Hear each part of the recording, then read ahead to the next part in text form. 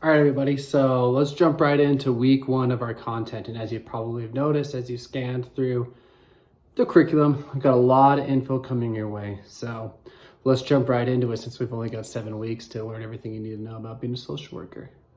First things first, take a look at the top right corner of your screen there. You should be able to see like an image or a place about your profile. I'm gonna ask you to create your online identity. So go ahead and upload a photo of you, and Olu asked that the photo is professional. Professional doesn't mean you have to like wear something formal with a tie. No, just whatever you'd wear to your internship site. Like that's professional. I know in mine, like it sure has a jacket, it's a blazer, but there's like no tie, none of that stuff. And then while speaking to professionalism, just briefly touching on professional decorum. So when you're addressing people within the field, it's considered professional to speak to them with a title that's in their email or in the syllabus or something like that. So someone with a doctorate, you call them doctor or professor, instructor, things of that nature. We're not going to, reach out to people by their first names unless given permission to do so by whomever you're speaking with. That being said, please just call me Cam. I don't have a doctorate as of yet, so I wouldn't be called anyway, but Cam's fine. I've never been a fan of titles anyway. Speaking to ourselves, I'm gonna ask that you formally introduce yourself in the VoiceThread software within the course. And so just in this video, I'm just gonna ask a 46-minute video on who are you? And that could be, tell me about your friends, your family, your hobbies, where you're from, where do you wanna go, what's a special, whatever it is. But the things I'm really curious about is why social work? As you know, this is a unique profession, and why did you choose this one? Why did you choose it now versus maybe before, or putting off until down the road? What kind of work do you do right now? What kind of work do you want to do in the future? Please keep in mind that these videos are due by Tuesday at 11:59, so midnight. And then responses to your peers are due Friday at that same time. Any questions about using VoiceThread or anything like that, just let me know. I'll try to walk you through that stuff. I know it can be a little weird at first. You'll see that there's the APA quiz. You're gonna need to get an 80% to pass it. You're gonna get more than one chance.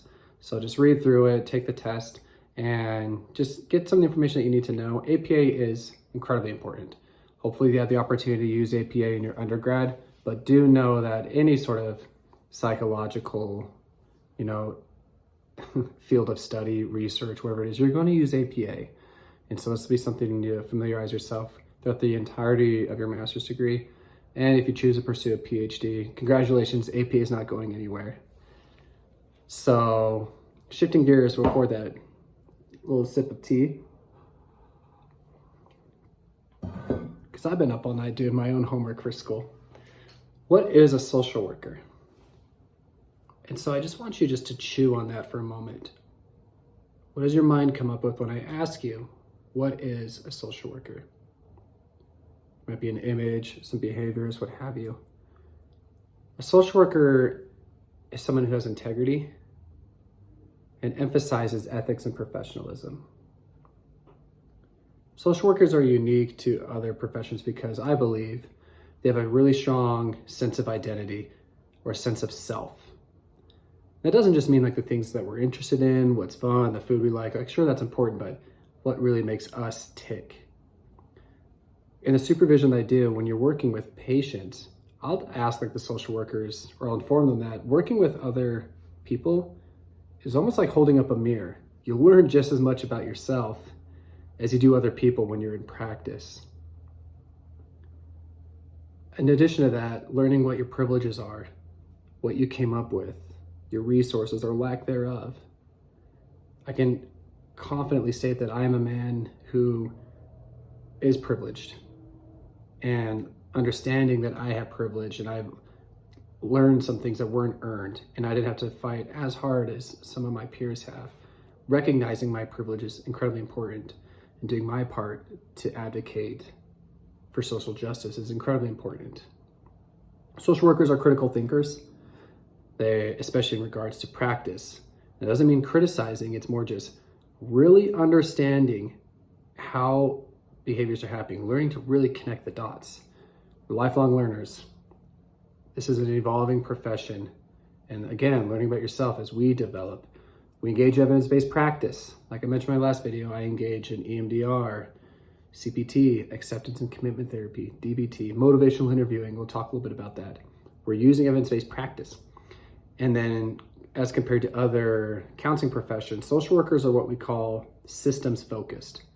So we don't operate on the impression that a person's behavior can be taken for face value. A person's behavior is influenced by the world they grew up in, the experiences that they went through, the resources that they had or they didn't have, the communities that they have or didn't have, the families they had or didn't have. Within an entire system, country, cities, religions, all these systems trickle down and they influence the person. That's what makes social workers unique, because we're not just interacting with the person, we're advocating and trying to treat groups, families, communities, individual. Hey, it's the name of our course. That's where social workers, again, very unique. So that brings me to the more formal part of what we call this. We call this ecological systems perspective. And so, like I mentioned, you're going to take an individual. They have their genetics that they came into this world with. Then think about the world they grew up in, their home, their caregivers. What school did they go to or didn't? What was their neighborhood? Who were their peers? What did they do after school? What were their siblings like? Did they have siblings? Outside of that, who were their teachers? What institutions were they a part of? What kind of governments did they fall into? What were the friends of their parents? What kind of jobs did their parents have or not have? Did they even have caregivers? Were they in a foster system? Who knows? Outside of that, what kind of media were they exposed to? We talk about all the time. What is social media telling people? What are the, stretching outside of that even more, what are the social rules, the social norms? What is the culture, the political system? What kind of nation they are part of? What does the economics look like? What about welfare, money, legal system? You can just see how all of this impacts one person. That is ecological systems theory. So social workers do not blame the person for behavior. We believe we're a product of our environment. And I strongly do believe that. So context is incredibly important.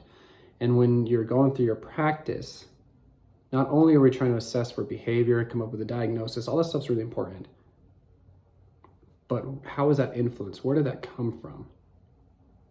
Really being able to critically analyze how this developed. So, threw a lot of information your way.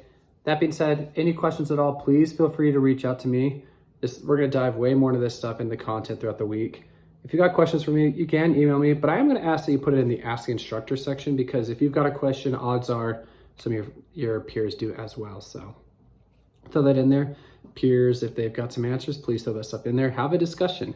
Just like my two mountains metaphor, we're all experts in our own mountain. And so I believe that like every one of us brings something to the table. So help each other out, assist each other, give me information, criticize the stuff that I'm teaching, because again, I'm on my own mountain. So please enjoy this week and catch you later.